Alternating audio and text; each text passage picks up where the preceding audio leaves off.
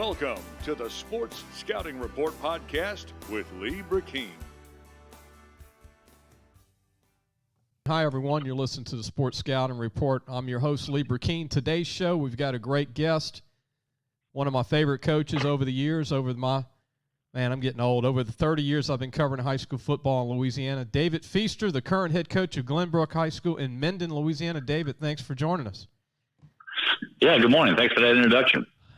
Yeah, well, there's your introduction would take about an hour from when I met you way back. I know I met you. You were at Manny High School years ago. Yeah.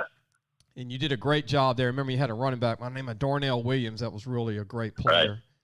And tell everybody, you're from South Louisiana, Coach. I mean, originally, you've been in North Louisiana for years, but tell everybody where you're from, South.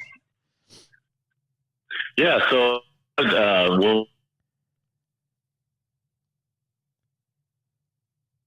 Hey, Coach, you're going out on us there.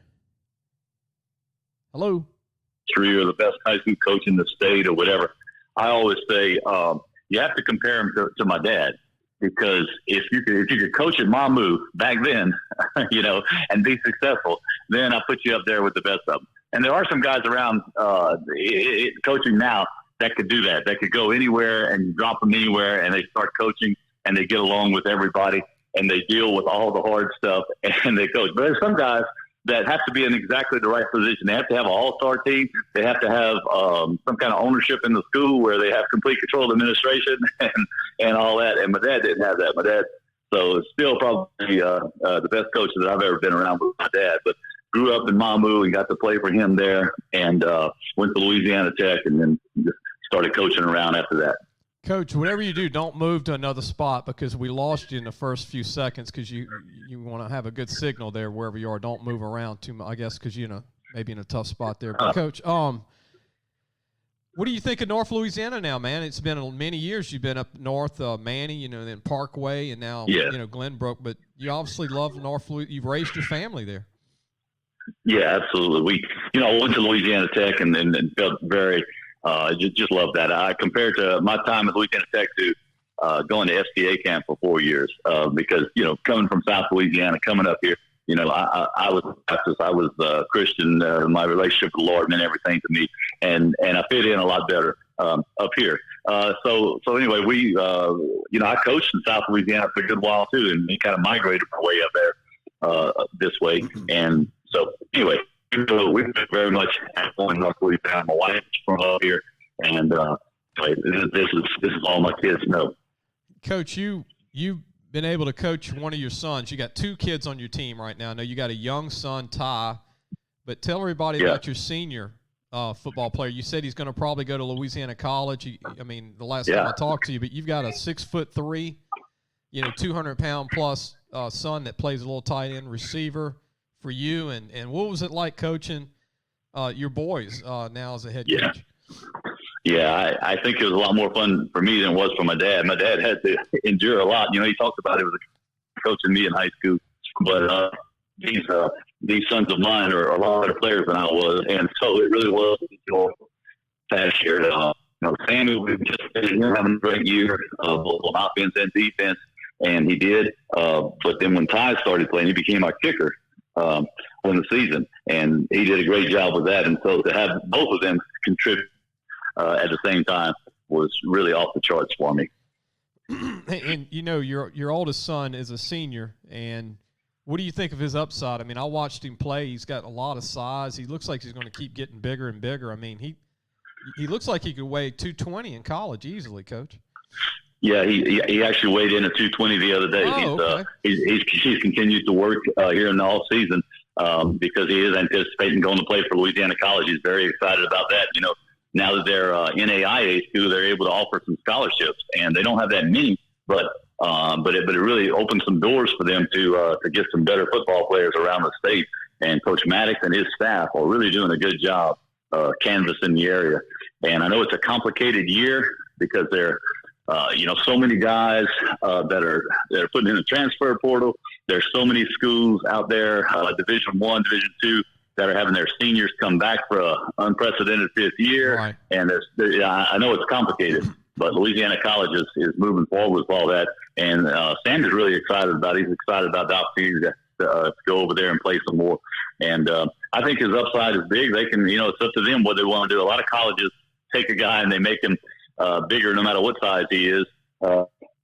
I always think you ought to try to take him and make him as fast as he can possibly be, Right. But he's run, about 4.7 now. He had gotten a little bit faster than that before he put on the extra 30 pounds. Because last year he played at about 185. And so he got in the way he was running consistently 4.6. But put him on an extra weight now. He's about 4.7 or a little bit above. And anyway, we're excited. It's going to be fun to watch him, to have him still be in state here and be able to watch him play some more. And, we're just excited about everything that he has to look forward to. Coach, we're going to take a quick break. When we come back, I want to ask you more about Louisiana College and their scholarships, and also about how proud are you of Terrace Marshall, what he did at LSU and what his ability is for the NFL draft. And I know you coached a lot of great quarterbacks there, Wood T and Brandon Harris, a lot of great players. And you had a bunch of good receivers at Parkway. But we'll be right back. You're listening to the Sports Scouting Report. Our guest is Coach David Feister, head football coach at Glenbrook High School in Minden, Louisiana. We'll be right back. Listen, whatever you're driving right now, Tommy Harvey wants it. Bring it in to Harvey Subaru, Lexus of Shreveport, Bossier City, or John Harvey Toyota. They're paying big bucks for all trades right now. They'll cut you a check right there. Tell them Lee sent you. Welcome back. You're listening to the Sports Scouting Report. I'm your host, Lee Brecheen. Before we get into talking about Glenbrook, I got a chance to see Glenbrook play. Coach enabled me to see some of his games. I watched some of his games this year. He's got some good-looking players coming up in the program. Coach, before we get back to your team, talk about Louisiana College. I mean, I know D2 has in the 30s on scholarships, but NAI, how is that set up for scholarships for them? Is it in the 20s? Yeah, it's in the 20s. I don't know if it's 25, 28, something like that. And they can break them up some. So it gets kind of complicated. Right. I just know it's really working out well for us. And Sammy, of course, Sammy's got a 29 super score on the ACT and all that. So he's helping himself as well with some academic help at Louisiana College and all that. But that's still what they're looking for. They're looking for really good students that want to go to LC. Right. But now they can take some athletes that need the financial help. They can give it to them. Yeah, I've helped a few go there for baseball and football. And Coach, what people don't understand, I'm glad you mentioned that, because it's like putting a baseball team together in college. You know, who they have to share the halves. But, hey, it's better than when they didn't have any, like you said. Yeah. Turn into your team. Watching your team, I told you the other day I was very impressed with your team. And, I mean, y'all don't, when you play MAIS ball and not LHSAA, and you're going to the LHSAA, but – What is the factors that have changed for you as a coach? Because you come from Parkway where you had 100 players, and Manual you had about 60 or 70, and you get to Glenbrook and you only have about, I think, 10 or 12 when you're trying to build it back. And this year you probably had about 4 in the 40s. But what was it like for you as a coach to be at a school now that you had to build the numbers up? I've been in every school. Parkway is probably the only job I ever took that was already busy. Coach Allen has done a great job. Coach Bill, the year before I got there, and so Parkway was already going to be really good. They had some good players coming back, and so we were able to be good that first year and build from there. A lot of other programs that I went to had been kind of down for a little while, had run through some hard times, and so I was kind of used to it. Now, maybe never quite to this extent. Yeah. It really was. It was hard. I remember we had 18 players the whole season. We had 7th and 8th graders practicing with us just to have enough, just to have 22, 25 on the practice team. So, but the biggest surprise for me when I came here, I knew Glenbrook was going to be down. I knew they'd gone through some stuff and they lost a lot of people in the school and all that. But I thought everybody else in the league was going to be mediocre too. And what I found out was, the people we played against were really good. Yeah. And I mean, they were really good, legitimate football players. And what had happened, when I got to basketball season, I realized what had happened. All those schools I was planning to play against are now playing 8-man football. And so the people that had the same enrollment issues as us and all that, they all dropped down to 8-man football, and there was nobody left to play up here in Louisiana that are in the MAIS.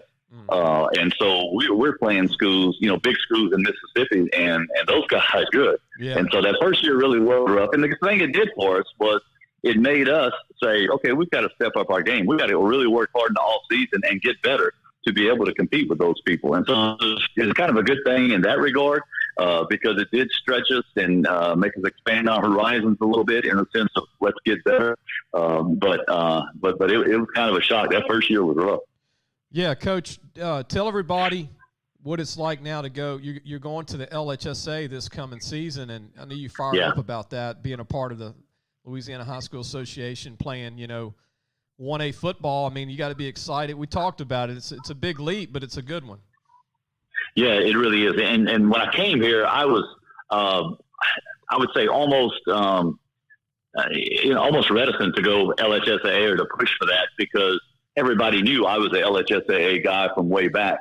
And I didn't want anything I didn't want my personal preference to enter into it at all. Yeah. And once I got into MAIS, it's a great organization. They do a lot of really good stuff, and it's some good leadership. And so I was enjoying the MAIS, and I was content to stay there. It just got to where it was impossible. There is nobody to play in football in Louisiana in the MAIS. And so, let me just go over our schedule, what we had to do this season. And part of it was because of the China virus and the issues that were put on us like that. But we went to Hillcrest Christian, which is in Jackson, Mississippi. We went to Parker's Chapel, Arkansas. Then we went to St. Joseph, which is Greenville, Mississippi. That's our district. They're good. That's 3.5 hours away, and they're good. Yeah. Cathedral is in Natchez, Mississippi. We went to Nike Dallas. We played an independent team out of Dallas. We went to Liberty, Mississippi to play a MIT School Center. That's a 4-hour drive. Man. We went to Parker's Chapel, which is Vicksburg, Mississippi. Good. Then we had our only home game of the season. And I kind of lost you there for Coach. Lost you there. How about now? You got you. Yeah. Okay.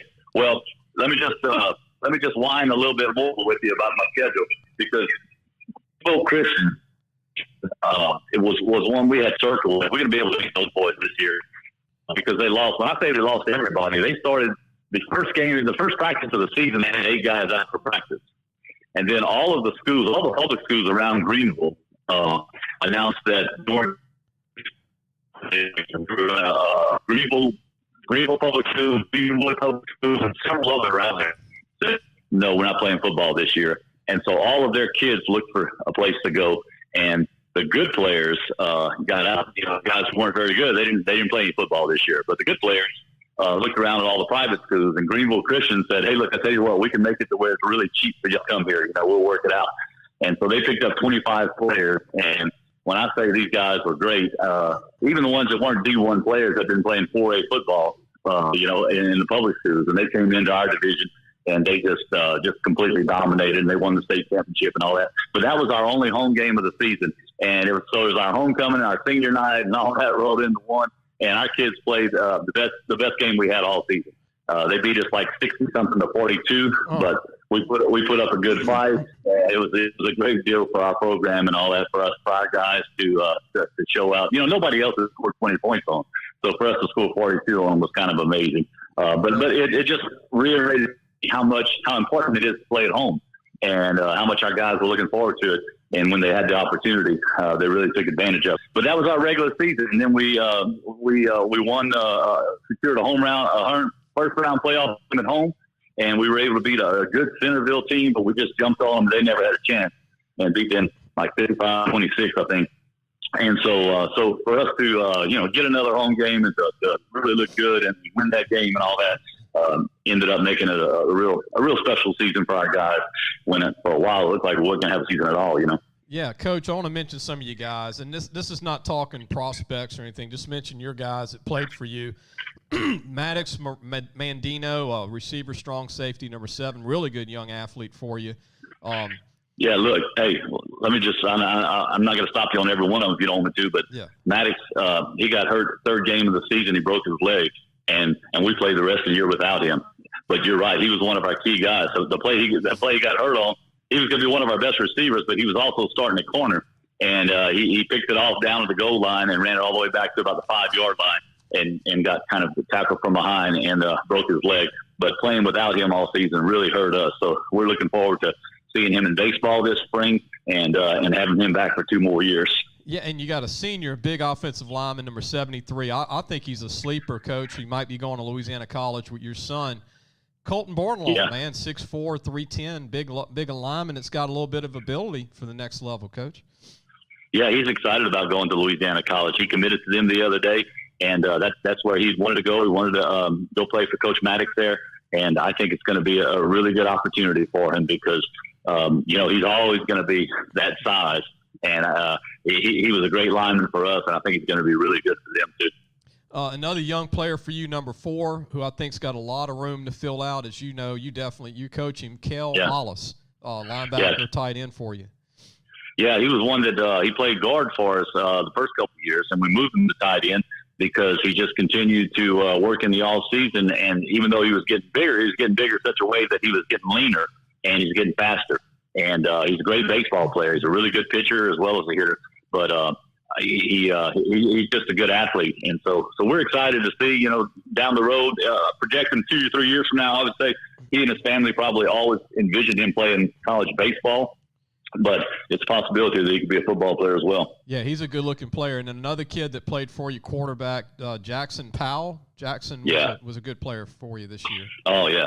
Yeah, he's undersized. If he was the right size, he would be playing college quarterback someplace because he played really 4 years over here. He played a little bit as a freshman, but he definitely started since we got here.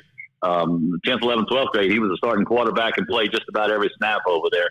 And he's got the ability to run the ball as well as got a real quick release and throws it well and all. But he also is planning to go to Louisiana College and probably as a receiving defensive back because he's turned into a really good athlete. He's bought into the all-season program, and he's stronger and he's faster. And but, yeah, he did have a great season for us. Yeah, he's a quick kid. He's one of those 4'6" guys for you. A young guy on O-line, Luke Venning, he had a good year. I saw he's a good blocker for the build around your O-line coming back.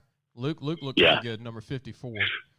Right, Luke Vining is a guy that we could that we could always depend on. He's just a great coachable guy. Very seldom says a word, but now he's starting to take on the leadership now that the older guys have moved on. But he plays offense and defense. He's very smart and he's very coachable. And yeah, he's gonna be a fine player. His parents are real tall too, so we're hoping he gets even taller.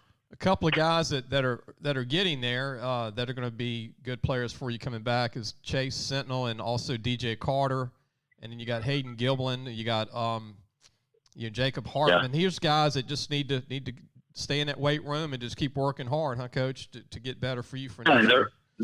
That's right, and they're all on it right now, and they're all doing a really good job right now. We got big plans for DJ. Just his athletic ability in basketball right now is really shout. And he's having a great time in that. But he's got tremendous potential for us as far as a running back and receiver. And Gillen and Hartman are going to be the anchor of our line next year. Those are the big guys, and so we're really counting on them. And Chantel is one of those guys that's undersized right now, but he's fast and he's going to get bigger and he's going to get better. And so he's going to be special.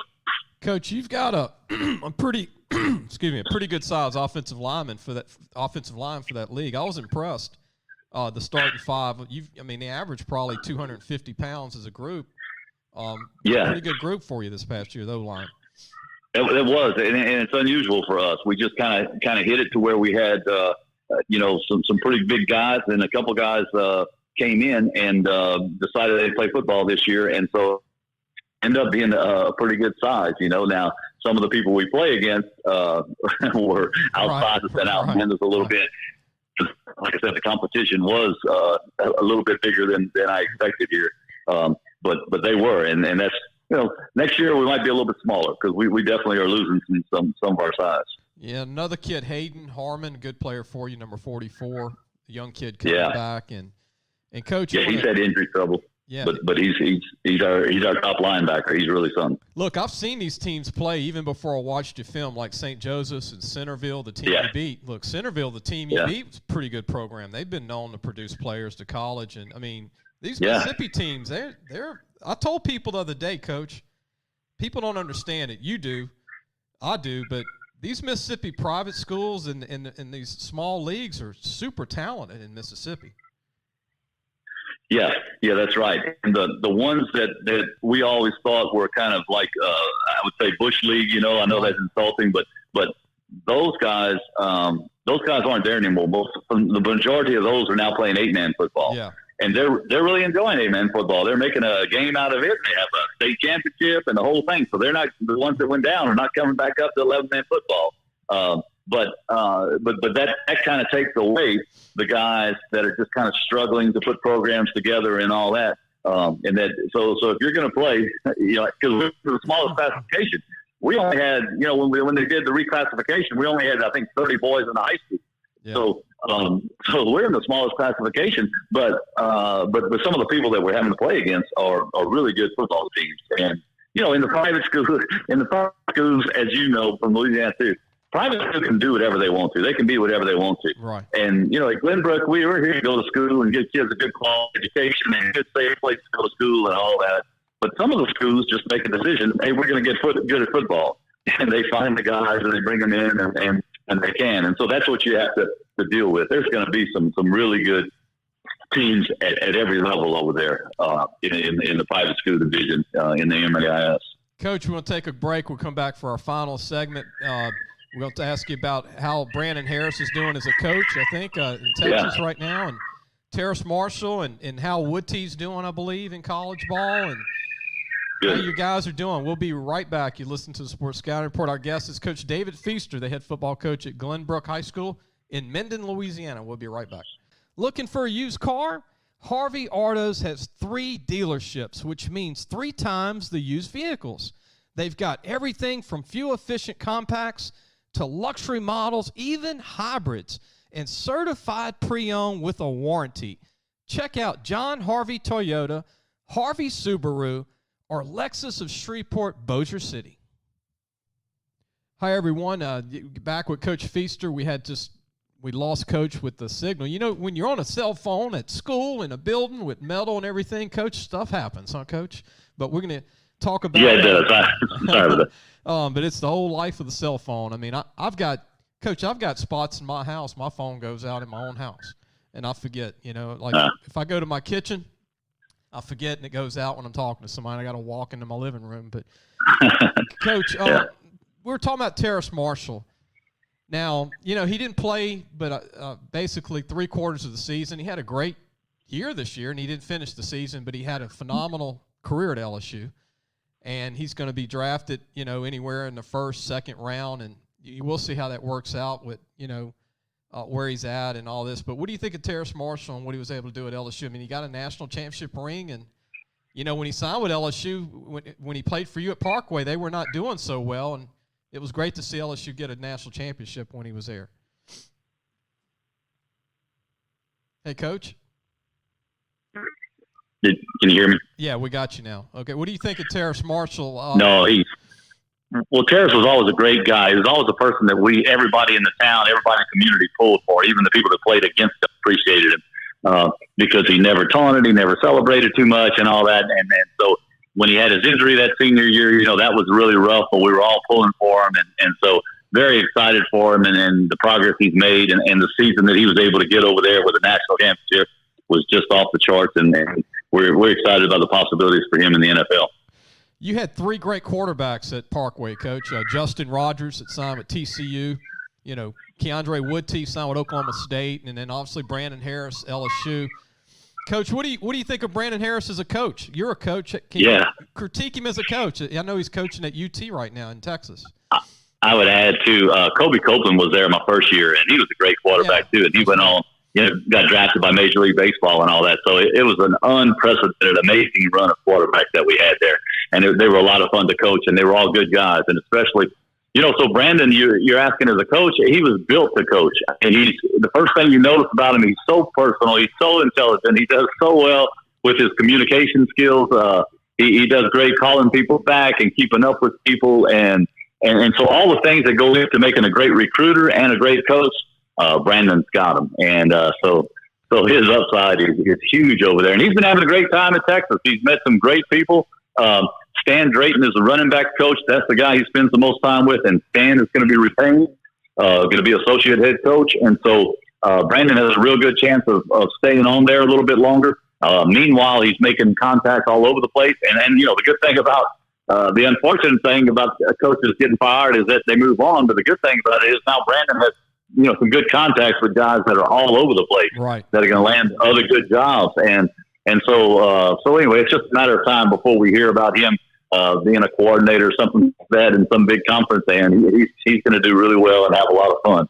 Yeah, where he's at right now, this is his third year as a grad assistant. So he's at that year where he should be getting a job offer somewhere, like you said, at least as a receivers coach or something before he becomes a coordinator. But I wouldn't be, right, like you said, I wouldn't be shocked to see someone hire him full time for next season. And what about Woodtee, Coach? I know Woodtee left Oklahoma State. Is he somewhere right now? Yeah. Oh yeah, Northern Arizona. We're excited about Northern Arizona has 6 games on the schedule this spring. Okay. And so and Woodtee should be the starter there. And so he's going to get a chance to play some big time football. And very well, also a very good character guy, and just a great quarterback that really hadn't got a chance to show all his skills yet, but hoping it's going to happen part of Northern Arizona. And I know Justin Rogers had signed with TCU. Coach, he was going there UNLV at one point, but what is Justin doing now, Justin Rogers? Yeah, UNLV, and so I don't know exactly what the status of all that is, whether he's having a lot of fun. I hadn't talked to him or his dad since this season started. And so, but he, had a good experience at TCU and had some real good friends and contacts there, and then had a chance to go and do the Las Vegas thing. And so, again, another really good guy, and excited to see what the future holds for him. And Coach, you coached a great safety that's at Mississippi State that's had a great career. Yeah, CJ Morgan. He had injury trouble. He had a very, very, very serious injury. Tore up just about everything in his knee. And he's just now probably full speed recovered from that. And so got to play a little bit in the bowl game. And but he was on his way to a fantastic career there. And he really liked the other coaching staff. But when Coach Leach and then those guys came in, they really treated CJ well, too. And they looked at him as a real leader on that defense. And so he really liked Coach Leach and that staff as well. And again, people don't realize, I got one more guy. I don't know if you can ask about Arcadia Flynn. Just tight end finished TCU. Yeah. An amazing story. Got a degree from TCU. His freshman year in high school, he was ineligible for us because of academics and all that, but he went on to get a degree from TCU. All these stories are amazing in a sense of, the amount of education that these guys are able to get, as well as the incredible relationships and they have formed. And over the years, they will always have guys, that they're texting and social media and keeping up with that are some amazing people. The coaches and the players that they've been around are going to be guys it's going to be some special relationships for years to come. And so, it really has been exciting for me to see all these guys succeed in so many different ways. Coach, C.J. Morgan, speaking of him, the DB at Mississippi State that played for you at Parkway, I think he's one of the best players in the country, one of the best safeties. Will he use his extra year because he's a senior? You think he'll go back to state? Yeah, he may. At the time, I know a year ago they had him projected maybe like a 4th round or something like draft. So he was projected to be, very considered in the NFL draft. I don't know what that status is right now, and I'd say that'll probably weigh heavily into his decision if the injury would have dropped him down and all that. He may look at that. I hadn't talked to him lately, so I couldn't tell you. I couldn't answer the question for you and all that, but it's a great question, and I know a lot of guys are having to make that decision right now. What do you think of the transfer portal, Coach, and then people opting out? What's your thoughts on that? I know that you. Oh, I mean, it's crazy. It's crazy right now. I mean, if you're a coach in college, and look, you've been coaching over 30 years, high school football. Yeah. And you're trying to coach a team, and it's week 8. And this is a question for you, just with all of football, not Marshall. It's everybody. Yeah. If you don't play, and if 5 of your guys don't play the final 3 games, and you're trying to win games, I mean, it's tough. Okay, I'm going to give you an honest answer to that question, and you may not like it. About 5 years ago, there was never a sport in the history of the world that was more popular than college football, and it was going great. You, the media, and you can your share of the responsibility and how you want to for that. But the media demanded that the whole season be about the national championship and nothing else matters. And so we had to have a playoff committee. We already had BCS. We already had an objective way of choosing the two teams that played in the BCS. We all had an amazing bowl schedule. But as soon as we came to this playoff committee and everybody said the only thing that matters is who wins the national championship, then there's two terms that came up that we had never heard before. The first one was a Power 5 conference. I had never heard of a Power 5 conference before. But all of a sudden, Louisiana Tech was mathematically eliminated from the national championship before the season ever began. And so was Cincinnati and Central Florida and University of Houston and all those other people that hoped to win a national championship. Oh. They were out there. They could play football. They weren't going to win a national championship no matter what they did during the season. Right. So I was definitely against that. The other thing that came up was meaningless bowl games. We had never thought of the term meaningless bowl games before. Bowl game was a tremendous reward for the players. The players would get to go. They give them a recliner. They give them a watch. They give them all kind of stuff. They give them a week on the beach. Right. They give them a week of concert, all kind of stuff. And the bowl game was a tremendous reward for these players. And now you, the media, are saying, well, "Oh, why should they play? They might get hurt. Why should they play?" Hey. And so we started this opt-out stuff. Okay, go ahead. I wasn't one of those guys, by the way. So. Okay, good. Yeah. Well, so, the Leonard Fournettes and all those guys opting out of the bowl games, and it was just a matter of time. It was a matter of time before you said, okay, if you don't have a chance to win the national championship, why should you play the 12th game of the season? Why should you play the 9th? And why play any of them? If you already have, why should you play at all? If you're Chase, why don't just sit out the whole season? You're going to get drafted first or second anyway. Why not just sit out and just take care of yourself? And it's a terrible trend. And it's all because we have said the only thing that matters is the national championship. So Alabama never has anybody opt out. Clemson doesn't have anybody opt out, but everybody else will when they see they don't have a chance. And I guess it's a matter of time before people say, okay, if you're not going to win the state championship in high school, why bother with the last game of the season if you already have your scholarship offer? Just go on and play college football, man. It's a terrible trend.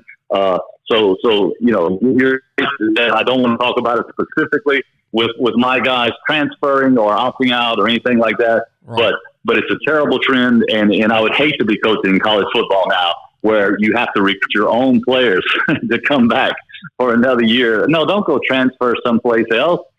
Stay here because maybe we'll win a national championship. No, it's got to be terrible for those. Yeah. Coach, I'm glad you said that, but I just want you to know, you've known me for a long time. I'm not a normal media guy. I'm a scout and I'll protect the bowl games. I've been preaching on this show that I'm upset with the trend.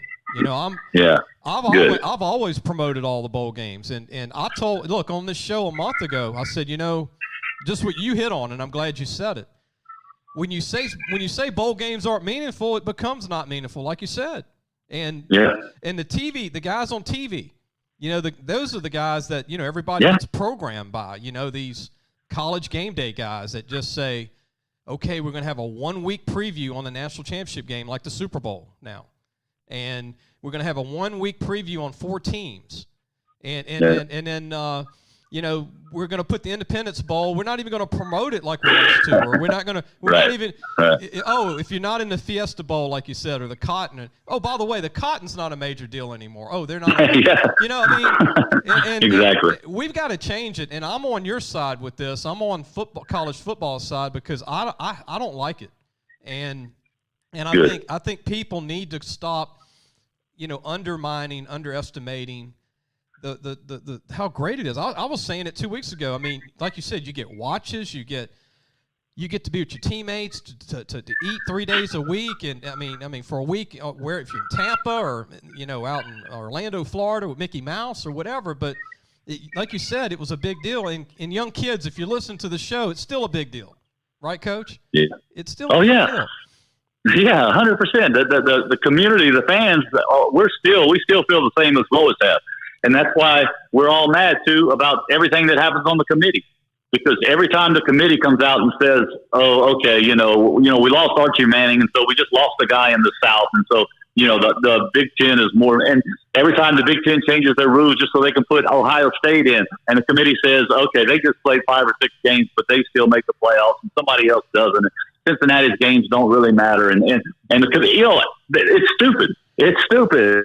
You got to live with actual people that are making these decisions, and these are not, and they're the best people they can find. I'll give you that. They're not terrible people by any stretch. But even if you or I were on the committee, we would have some natural biases. And it would be, there's no way that we could do a good, whatever. It should be just an objective system, and it shouldn't have to come down to a handful of people and who's talking the loudest in the room or whether to say something.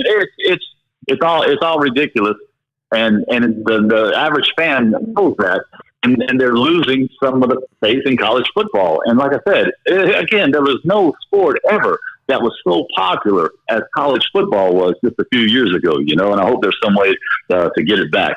Because from both ends, from watching it as well as from sending players to it, it was just an amazing sport, and I hope we can get it back.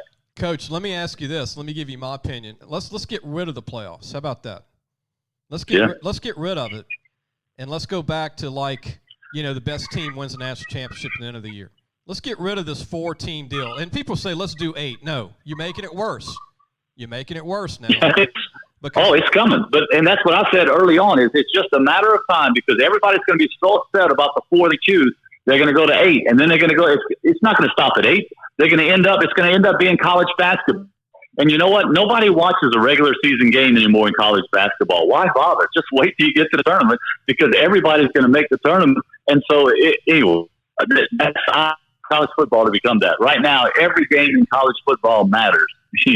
And so that's, or right now, or at least a few years ago it did. And so you're right. The trend is going to be, it's just a matter of time before they go to 8. They argue about it every year, and it's just a matter of time, and it's going to be terrible. And Coach, by the time that we're no longer on Earth in 2090 or something, they're going to have probably 37 teams in the playoffs for football. Yeah, absolutely. Regular season won't matter. LSU's already in the playoffs, so it doesn't matter. Yeah, find somebody to play. As long as there's money and ratings on TV or whatever, that's all they. But Coach, appreciate you being on. We were able to pull it off. I know that, hey, we beat those dead spots in that building, man. We won. So. There we go. Yeah. And look, any final words from you as far as Glenbrook and how people can come see your team play? And it's in Mendon, Louisiana. If you're not from Shreveport, listen to the show. Mendon is right, not far from Bossier City, Louisiana. But Coach, any final thoughts about Glenbrook? And are you probably getting ready for spring pretty soon, huh? Spring football? Yeah, we are. Yeah, we're going to have. We anticipate having a great baseball season. We won state here in softball a year ago. We were runner-ups this year. We won state in girls cross country 2 years in a row. We won state in baseball this year. Got a good chance. So there's, we're having a good time. It's a good place to go to school and all that. But we're looking forward next year to go into. I've got my football schedule up on the board right now. We open up with River Oaks, who used to be an MAI's team like us. Yeah. And then our district is Calvary, Lincoln Prep, Homer, Magnolia Charter, Haynesville, Plain Dealing, Ringgold, and Arcadia. Whoa. And yeah. Wow. So we're looking forward to developing some local rivalries. Ringgold is right down the road. Homer and Haynesville aren't far away, and so there's some schools that are close to us, Arcadia, that we're looking forward to developing some rivalries over there, because I've learned rivalries is a big part of the excitement of high school sports, and especially football. And we haven't had it the last couple of years. All of our schools come from 3 hours away. Our fans don't even know who they are, but we're going back to LHSAA now. We're going to the LHSAA, and we're going to start developing some rivalries with all those schools I just mentioned. And Coach Feister, you save a lot of gas money for your program this year. Yeah, absolutely. Our fans will be excited about it as anybody to be able to travel and watch us play. Well, we're going to promote Glenbrook in our upcoming seats. Coach, it'll be 25 years the magazine this summer, 25 years. So you've been a part of all 25. Coach, don't hang up. I think so. Don't hang up. Right. Don't hang up. I'm going to end the show, but don't hang up. Everybody go to lafootballmagazine.com. We've got some great stories this week. Jace Lejeune has written on some teams in the state, 4 different articles this week. Matthew Remedy is our big article coach from Ascension Episcopal in Youngsville. You know where Youngsville is, 6'4", 235-pound DN tight end that runs a 4.6 40 at a 1A, Class 1A, Ascension Episcopal. Diamond in the rough. His brother plays for Tulane as an offensive lineman, 6'3", 280. Going to be a starter next year. But we'll see you next week. Everybody have a great weekend.